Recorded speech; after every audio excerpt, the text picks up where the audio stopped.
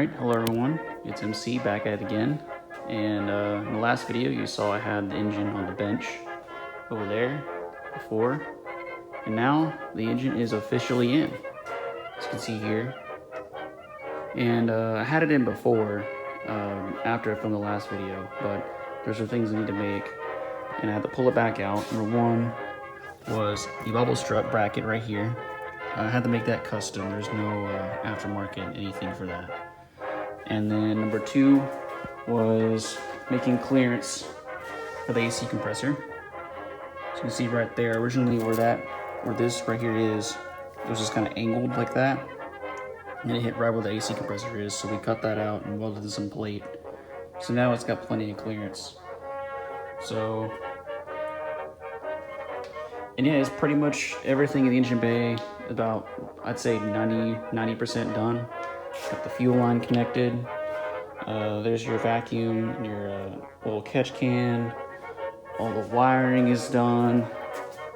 Here's the original fuse box from SRT4. Everything's hooked up. All the vacuum lines are hooked up.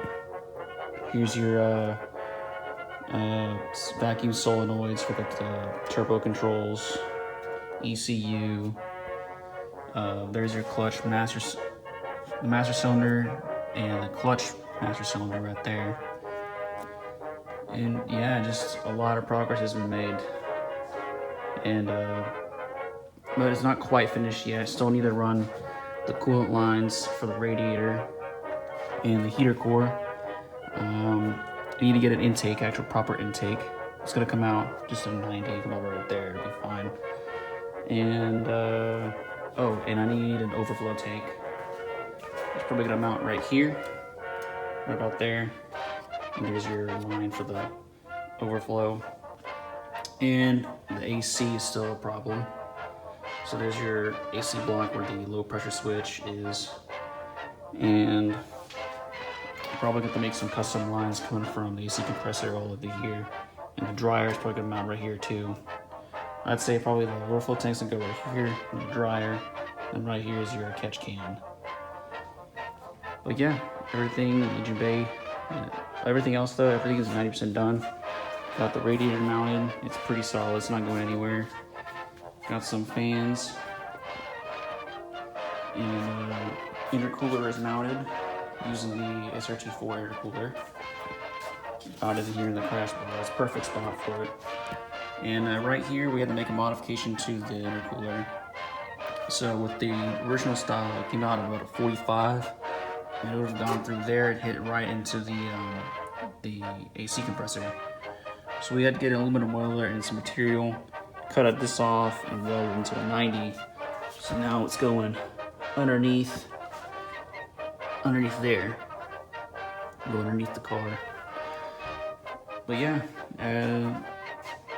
that's hooked up. So basically just finishing up the coolant lines and the AC, and we're pretty much done with the swap. And here is pretty much the last major step in order to actually get this thing to move under its own power, which is the axles. Obviously the original SRT4 axles aren't going to work, and the original axles from the automatic transmission aren't going to work either, since they're different lengths. But the end pieces do kind of work, surprisingly enough. The inner diameter with the splines is actually, the spline count is the same, and it's the same diameter between the SRT4 and the Charger axles. But the SRT4 end pieces sit a little bit deeper, and they, when you tighten this down, it's very hard to turn. So we have to do some machining there to get that to fit. And then we can use the original SRT4 end pieces on this end. So really what we need to do is get the shaft right. Shaft length is what needs to be the important part. We can do some mixing and matching between the Charger and the SRT4 end pieces.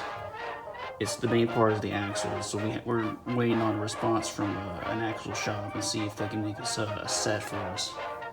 Another thing you're probably wondering is, where's the battery? Well, it's back here. We decided to relocate it from the front to back here. We got this box from Amazon, It was originally a lot wider. It was like way over here. We cut it down to fit, and then I wrapped it around with some leftover material from the headliner, and so it won't look as out of place. You can see here, put the cap on it. It'll look pretty nice. And you have the clips here so you can clamp it down.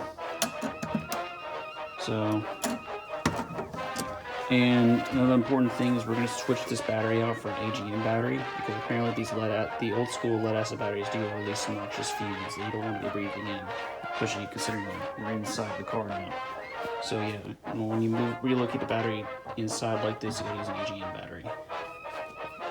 Here we are inside the car, and just to kind of prove that our wiring skills are pretty good.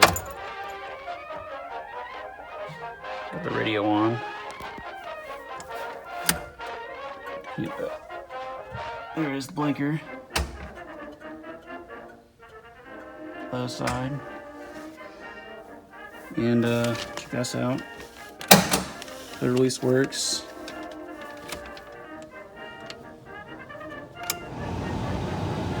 Blower release works.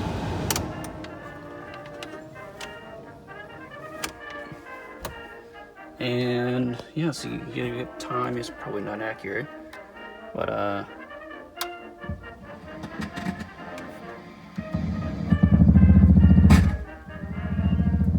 radio doesn't exactly work, but that's a radio problem, not an electrical problem. But it is outputting sound. Mess with the tuning and that such. That'll be, I think I'll make a video replacing this radio. I'm probably gonna change it out for a different one. Even this little lower light here, that works too. So yeah, all the electrics are solid in this car. Now, a big question is the gauges. I'm gonna run an aftermarket set. I'm not gonna use the originals, mainly because the original gauges used a mechanical speedometer.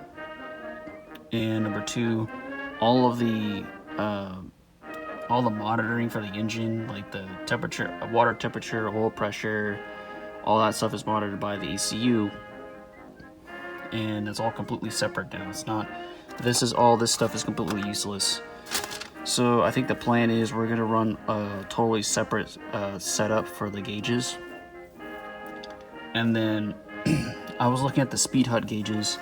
They're expensive as hell, but they should work for what I need. We'll just run off the SRT4 system rather than the old school system. So that's pretty much it. I'm tantalizingly close to first start, and yeah, I'll make a video on starting this thing up. It'll be pretty soon, so stay tuned for that. I'll see y'all later.